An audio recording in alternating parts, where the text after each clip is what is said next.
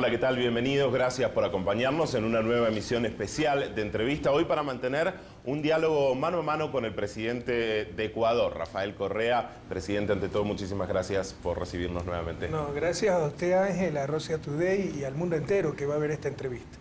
Presidente, una nueva cumbre del ALBA, esta vez en Bolivia, y con una ausencia, la de Nicolás Maduro, que acaba de confirmar que no va a venir a la cumbre finalmente. Bueno, en realidad no es una cumbre del ALBA, esta era una visita de Estado que estaba planificada hace varios meses. Hace pocos meses también nos visitó Evo Morales y quisimos aprovechar un momento que venga Nicolás para conversar de algunas cosas importantes y urgentes. Finalmente no pudo, pero no es una cumbre del ALBA y siempre fue planificada como una visita de Estado y un encuentro bilateral, presidente del Ecuador, presidente de Bolivia. Una reunión entre los presidentes. Bueno, visita de Estado, ¿pudo hablar con el presidente Nicolás Maduro? No, no he hablado en los últimos días con él. O sea, también se sorprendieron con... Mire, con el nuevo estilo que tenemos los gobernantes y esas visitas de Estado que antes eran tan pomposas, básicamente son visitas de trabajo, que venimos con nuestros equipos ministeriales mientras se reúnen los presidentes, mientras yo doy esta entrevista, ellos están trabajando y luego a mitad de la mañana nos reunimos ya para concretar las cosas. Entonces, son mecanismos mucho más eficientes de trabajo que tenemos ahora. ¿Y qué han sido, presidente, en el caso de tanto del ALBA como de UNASUR, de Mercosur, estas reuniones, no las llamemos cumbres, en los últimos tiempos, bastante frecuentes y bastante agitadas, ¿verdad? Qué bueno, porque debemos trabajar denodadamente para cada vez más consolidar la integración, pero integración que dé resultados claros, objetivos, diría contundentes. Ahora, son diferentes espacios, ¿no?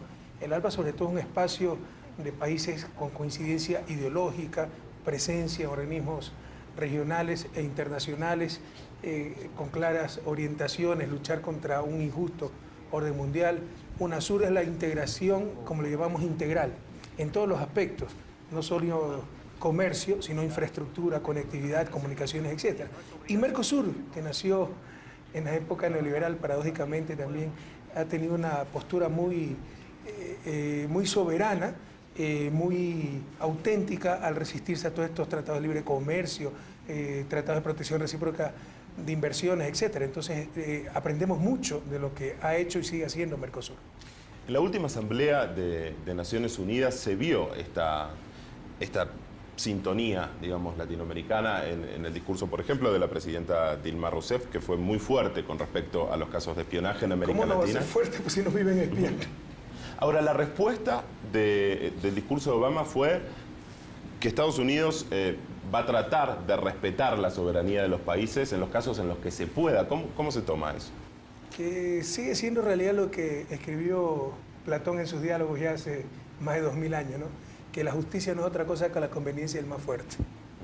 Ellos son los más fuertes y seguirán abusando y respetando la soberanía de otros países, el derecho internacional. Algún día tendrá que cambiar ese injusto orden mundial. El presidente Obama, de hecho, una de las cosas que dijo fue que Estados Unidos es excepcional y que en ese sentido debe velar por los intereses del resto del mundo. Mire, pese a eso, yo sigo considerando al presidente Obama una buena persona y una persona inteligente, pero no le recuerda eso el discurso de los nazis antes y durante la Segunda Guerra Mundial. Fuerte. Se creían la raza elegida, la raza superior, etc. Son ideas y discursos tremendamente peligrosos. ¿Cree que se está logrando a través de estas iniciativas, por ejemplo, del ALBA, de Mercosur, con la integración latinoamericana, también con el rol que cumplen Rusia y China en el Consejo de Seguridad de la ONU, ¿se va logrando un mundo más multipolar o es realmente algo difícil de concretar? Sí, yo lo veo todavía difícil, no hay grandes avances en democratización de las Naciones Unidas. Sí, surgen nuevas potencias, China, Rusia, probablemente eso produzca un cambio en el mediano plazo de relaciones de poder a nivel internacional. Hay un claro debilitamiento de ese liderazgo indiscutible, absoluto que tenía los Estados Unidos hasta hace algunos años, pero todavía es disputas entre países poderosos. Entre los países que estamos en transición, en la ruta hacia el desarrollo, tenemos claramente relaciones de dominación y por muchos canales que le puedo decir durante esta entrevista. Uno de los incidentes en esta última asamblea fue justamente la visita de la delegación venezolana y los problemas que tuvieron para lograr la admisión, digamos. Ahí se planteó el tema de la sede de Naciones Unidas que se encuentra en los Estados Unidos y se leen varios análisis donde se plantea quizá la posibilidad de un cambio. ¿Usted coincide con esto? ¿Con que se podría cambiar la sede de Naciones Unidas? Por supuesto, pero hay cosas mucho más clamorosas. La sede de la Comisión Interamericana de Derechos Humanos en Washington, que apoya a todas las dictaduras del continente, y están ahí ya revelados los datos, las confesiones, etcétera. Pero no solo eso, Washington no ha ratificado el Pacto de San José, es decir, la Convención Interamericana de Derechos Humanos, pero financia y tiene la sede de la Comisión. ¿Quién entiende eso? Paga para que controlen a los demás. Entonces son cosas clamorosas. Ese era uno de los ejemplos que le ofrecí, dar de cómo todavía con los países en vías de desarrollo hay unas relaciones que pretenden ser de dominación. Presidente, lo llevo a un tema en auge en estos días en Ecuador, que es el tema de Chevron y esta campaña. ¿Qué es la campaña Mano Sucia? Vea, pese a sus millones, pese a todo su poder, pese a las centenas de abogados, pese a la campaña de difamación, de cabildeo, frente a Congreso, Senado, Gobierno de Estados Unidos, instancias internacionales, no podrán ocultar la verdad, es demasiado contundente. Chevron destrozó la selva ecuatoriana. Su argumento, que el que contaminó fue Petroecuador. Yo he metido la mano en una piscina donde solo operó Texaco. Le puede preguntar a las centenas de comuneros que viven en la zona, pero sí es imposible ocultar una realidad tan clara. Y usted saca la mano 30 años después, la mano negra, la mano sucia, porque jamás remediaron nada. No solo eso, era contaminación que se pudo evitar. En esa época ya había técnicas mucho más amigables con el medio ambiente. Por ahorrarse unos cuantos dólares, por inflar sus utilidades, no les importó destrozar el medio ambiente y ni siquiera repararon. Y ahí está la prueba, no podrán tapar el sol con un dedo. No, sin lugar a dudas, el desastre ecológico, un equipo de RT, de hecho, ha estado en el lugar y lo ha comprobado. Se calcula que es 85 veces más grande que el de British Petroleum en el Golfo de México y unas 18 veces más grande que el de Exxon Valdez en Alaska. Pero amazónicos, ecuatorianos no más son, entonces eso sí se los puede aplastar. Se equivocaron, escogieron el país equivocado para tratar de humillarlo, para tratar de denigrar. Usted hace poco estuvo en una visita bilateral en la Argentina, reunido con la presidenta Cristina Fernández de Kirchner. YPF, ahora estatizada, que es la empresa petrolera argentina, ha hecho un importante acuerdo de explotación de petróleo con Chevron, precisamente. ¿Han hablado de este tema? Fue una visita casi privada. Yo fui a inaugurar la 25ª Conferencia Interamericana de Escultismo. Como siempre, escultismo es movimiento escado. Como siempre, Cristina, tan amable, cuando supo que iba, me invitó a conversar un rato, pero tuvimos 20, 25 minutos tan solo de saludarnos, preguntarnos cómo estaba su nieto, la familia, etcétera, ¿no? Hay un cariño muy profundo, creo que mutuo, para mí con respecto a Cristina y viceversa. En todo caso, de parte mía para Cristina y viceversa, en todo caso, prácticamente no hablamos del caso Chevron. Yo tampoco me voy a prestar, yo sé pues que ahora los neoecologistas, con tal de hacerle daño a Cristina, hasta Clarín pues es ecologista. Entonces tampoco nos vamos a prestar a ese uso político. No tiene opinión, digamos, de ese acuerdo entre Argentina y YPF. Jamás vamos a interferir en las decisiones soberanas de Argentina y más aún de un gobierno al que queremos y admiramos tanto como el de Cristina. Y les insisto, tampoco vamos a prestarnos a ser instrumento de la oposición de Cristina que busca cualquier cosa para hacerle daño. Hablando de esa utilización que a veces hace las oposiciones en los países de Latinoamérica de diferentes temas, el proyecto Yasuní-TT ha generado polémica en Ecuador. Hay una cuestión que es que hace poco tiempo nosotros entrevistábamos a un jurista que precisamente nos destacaba la importancia que tiene la tierra, la Pachamama y la ecología en las constituciones de Ecuador y de Bolivia, algo realmente novedoso en el derecho internacional mundial. ¿Por qué cree que hay tantas resistencias por parte de la población a este tipo de temas? No es cierto, es ruido mediático, lo de siempre. Lo que hacen los problemas, entre comillas, gente que sacó 3% en las últimas elecciones, pero con la complicidad de la prensa corrupta, que ahora también Ecuador es neoecologista, ¿no? Para tratar de hacerle daño al gobierno. No podemos caer en esa trampa. Son los que protestan por todo. Protestaron por el areteo al ganado, protestaron por la evaluación de profesores, por examen de ingreso a las universidades, por bachillerato único. Ahora protestan por el Yasuní, ¿no? Pero es lo que no pueden lograr en las urnas, quieren lograrlo tirando piedras, ahora con la complicidad de la prensa. Pues no pasa nada en Ecuador. Y ojalá reúnan las firmas y vayamos a consulta popular sobre el Yasuní y verá que venceremos nuevamente con el apoyo y la confianza que nuestro pueblo tiene en su gobierno. Bueno, usted dijo en nuestras cámaras precisamente que daba las garantías de que esa explotación era con un mínimo riesgo ambiental. Se afecta menos del 1 por 1000 del parque y obtenemos 18.000 millones de dólares. No hay dilema, es demasiado claro. Como también un falso dilema, extractivismo versus naturaleza. La naturaleza se nos está destrozando. El principal problema de la selva amazónica es la expansión de la frontera agrícola y pecuaria por falta de alternativas de empleo, de ingreso. Esto puede dar esas alternativas de empleo y de ingreso. Entonces hay mucho mito en esto. Le insisto, felizmente la población confía en su gobierno. Y también otro falso dilema, ¿no? Seres humanos versus naturaleza, los derechos de la naturaleza. El ser humano es parte, puede ser naturaleza, y también tenemos derechos. Y el principal de los derechos, a superar la pobreza. Ecuador es un país todavía que tiene cerca del 30% de su población en condiciones de pobreza, más del 50% de su población sin servicios básicos. Y queremos dejar la riqueza en el subsuelo para ser tontos útiles de los contaminadores globales, que para eso se busque otro presidente. Y el pueblo ecuatoriano lo tiene muy claro, y le aseguro que tenemos el total apoyo de nuestra gente. Ahora, presidente, por supuesto que habrá un uso de la oposición y de algunos medios de comunicación de la oposición, sobre todo. Sí, también. Pero ¿no cree que puede haber legítimamente un grupo de gente que esté verdaderamente pero lo que sí le preocupada? aseguro es que la minoría. Si del 100 serán 10. ¿No? El otro 90 son los oportunistas de siempre que viven del conflicto. Y como pierden en las urnas, tratan de ganar con ese conflicto, desestabilizar al gobierno, debilitarlo con la complicidad inmoral de la prensa de siempre. Entonces, por supuesto que debe haber un 10% auténtico. Con ellos están las puertas abiertas a hablar, etc. A los otros que tiran piedras y hablan más piedras, ¿qué se puede lograr con esa gente? Presidente, le pido solamente un minutito, vamos a hacer una pequeña pausa, regresamos enseguida, estamos hablando con el presidente de Ecuador, Rafael Correa. Ya venimos.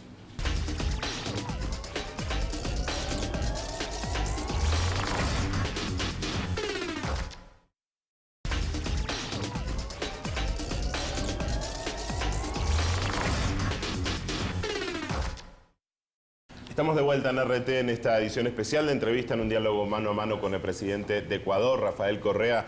Presidente, hace no mucho tiempo se conoció un estudio que revelaba el financiamiento aparente de Estados Unidos a sectores de la oposición. Ecuador era uno de esos países, Bolivia no tenga también. la menor duda que continúa eso.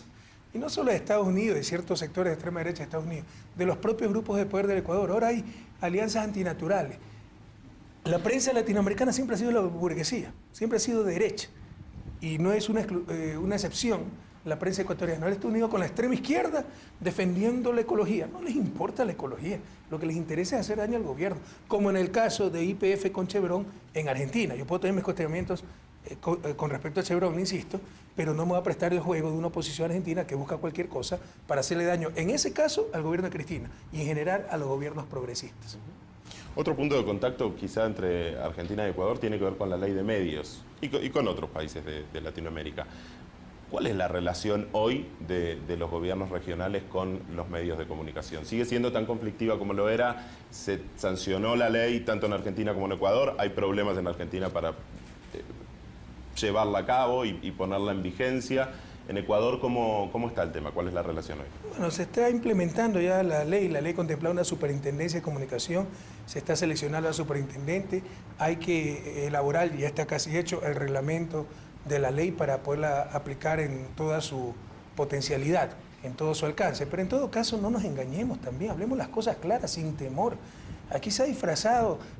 ¿Qué dictadura no llegó al continente en defensa de la libertad? Buscaban la libertad, los dictadores. Aquí también tenemos una dictadura mediática, un poder mediático que se disfraza bajo el manto de la libertad de expresión. No hay tal libertad de expresión, son poderes fácticos que con ese inmenso poder mediático hacen política, tratan de desestabilizar a los gobiernos progresistas y la sociedad con toda legitimidad debe responder a esos abusos. La información no puede ser un instrumento de poder de unos cuantos, no puede ser una mercancía. La información es un derecho y en consecuencia tiene que ser controlada y regulada por la sociedad. Y ese control y regulación institucional de la sociedad se llama ley. ¿Cómo, quizá hay un punto, es cómo se controla ese equilibrio, ¿no? El justo medio, usted tiene razón. Los gobiernos democráticos tenemos que enfrentarnos cada 4 años al escrutinio popular en las urnas. Los dueños de los periódicos que por tener dinero pudieron comprar una imprenta y que pretenden hacer lo que les da la gana, ¿se enfrentan a qué? Entonces ya es hora que tengan un control social adecuado. Nosotros nos enfrentamos al escrutinio popular en las urnas. El capital, propietario de los medios de comunicación, ¿a qué se enfrenta? No es solo un derecho, es un deber de la sociedad regular ese poder. Lleva ya años esta integración latinoamericana, digamos que empezó sin lugar a dudas con el principal impulsor que fue el presidente Hugo Chávez. ¿Cuál es la ausencia que se nota hoy, ese vacío que ha dejado Chávez? ¿Ustedes lo notan también como líderes regionales? Bueno, en lo personal era un hermano, Hugo, ¿no? nos hace mucha falta a todos sus amigos, pero también ya en el concierto regional, como un gran integracionista, un inmenso latinoamericano, deja un vacío más grande. Sin embargo, hay que seguir adelante. Siempre lo decíamos con el propio Hugo. Todos somos necesarios para sacar adelante nuestras naciones, para construir la patria grande. Desde el más sencillo lustrabotas hasta el presidente más importante. Todos debemos ser necesarios, pero nadie debe ser imprescindible. Hay que continuar. Precisamente en homenaje del mismo Hugo. Pero es más difícil. Por supuesto, las personas son importantes. Hay personas necesarias, hay personas muy necesarias, como Hugo, como Néstor Kirchner. Pero hay que seguir adelante. En esta integración latinoamericana también hay una realidad que paralelamente a UNASUR, a Mercosur, a ALBA, a esta sintonía de diferentes líderes, está la Alianza de Países del Pacífico, que tienen otra visión. Un poquito diferente. De la historia y de la actualidad, bastante diferente. ¿Cómo se hace para construir consenso en esa... Bueno, yo creo que hay denominadores comunes, ¿no? Por ejemplo, la defensa de la democracia, la integración, pero por supuesto hay grandes diferencias en cuanto a visiones políticas, visiones sobre el desarrollo económico. Los unos promueven el libre mercado, lo más antihistórico, ¿no? Y que, bueno, ahí están los resultados, ¿no? De tratados de libre comercio que ya tienen varias décadas en nuestra región, y si esa fuera la llave para el desarrollo, esos países fueran desarrollados. Pero no nos engañemos, ¿no? También es un impulso orquestado de potencias extrarregionales, es la restauración conservadora para tratar de parar los avances progresistas de la región. De hecho, pues un contrapeso a Mercosur, al ALBA, al propio UNASUR probablemente. Y ya serán nuestros pueblos los que decidan, ¿no? Con adecuados liderazgos, qué camino quieren elegir. Ese es el camino de siempre, el camino que ha sido un desastre. Hemos empezado un camino nuevo y mejor, sobre todo a partir del siglo XXI, que ha logrado más soberanía, dignidad, más equidad, pero ya estará en manos de nuestros pueblos elegir qué camino continuar. ¿Quiere que todavía hay chances, digamos, de sumar a esos países que todavía no se han...? Los que tendrán que seguir son los pueblos de esos países. Hablando de los pueblos y las decisiones, hay una cuestión que a veces se cuestiona, baja la redundancia, en Latinoamérica, que tiene que ver con los liderazgos y la perpetuidad en los espacios de poder. Digamos, Qué interesante pregunta. Las reelecciones y demás. ¿Cuál es su visión al respecto? ¿Por qué no le dicen eso a Angela Merkel? Bueno, primero felicitaciones a Angela, mucha suerte en su nuevo periodo de gobierno, felicitaciones al pueblo alemán, pero... ¿Cómo están las relaciones con Alemania? Porque en la última entrevista... Pero en todo caso... Usted canceló al aire sacamos una sátira diciendo, si Angela Merkel fuera Rafael Correa, primero no hubiera ganado porque la mayoría no votó por ella. Eso es lo que decía nuestra prensa, ¿no? Cuando yo gano con 57% dicen, no, pero los que no votaron, más el abstencionismo, más los no nacidos, más los difuntos, la mayoría no votó por usted y perdió. Yo les puedo mostrar artículos de que decían, con 57% ganamos y que habíamos perdido, porque la mayoría, no sé cómo sacaban las cuentas, la mayoría no había votado por nosotros. Entonces lo mismo dirían de Angela Merkel. Decían que somos unos corruptos por lanzarnos a la reelección, porque utilizamos medios públicos y tenemos ventaja sobre los demás. Entonces supongo que Angela Merkel es una corrupta. Decían que somos dictadores, porque como lanzamos a reelección, la base de la democracia es la alternabilidad. Bueno, entonces en Alemania no hay democracia. Y como ganamos mayoría en la asamblea, decían que se acabó el Estado de Derecho porque ya no hay la independencia funciona, porque iba a controlar la asamblea. Bueno, Angela casi gana la mayoría en la asamblea, pero asumiendo ese escenario tampoco habría entonces Estado de Derecho en Alemania. Usted ve la doble moral. Son todas críticas sin fundamento para tratar de atacar a gobiernos progresistas, a presidentes progresistas altamente exitosos en las urnas. Allá Angela Merkel es lideresa, acá somos caudillos. Allá es popular, acá somos populistas. Es la doble moral, sobre todo de cierta prensa, que una nueva muestra de cómo la prensa trata de manipular a la gente para oponerse a gobiernos, insisto, como Hugo Chávez, Evo Morales, Cristina Fernández de Kirchner, Rafael Correa, altamente exitosos, altamente populares, pero que les disgusta porque desafían los poderes de siempre. En su visión, entonces, el tope es siempre la elección de la gente, digamos. ¿No? ¿Perdóname? En su visión, el tope es siempre la elección de la gente, nunca se pondría otro freno desde ese lugar. O sea, si un líder es considerado... Pero es que incluso contradice, por si acaso, nosotros en nuestra Constitución pusimos solo una de reelección inmediata, que es el mismo sistema de los Estados Unidos y no pensamos cambiar. Pero respetamos mucho los sistemas de cada país. ¿Por qué no critican los sistemas europeos? Pero aquí sí critican los países donde hay reelección inmediata, reelección indefinida. Y yo creo que son básicamente los pueblos los que tienen que decidir y coartar limitar esas posibilidades es limitar las opciones de la gente y también se podría criticar aquello como antidemocrático. Presidente Correa, muchas gracias por Gracias a usted.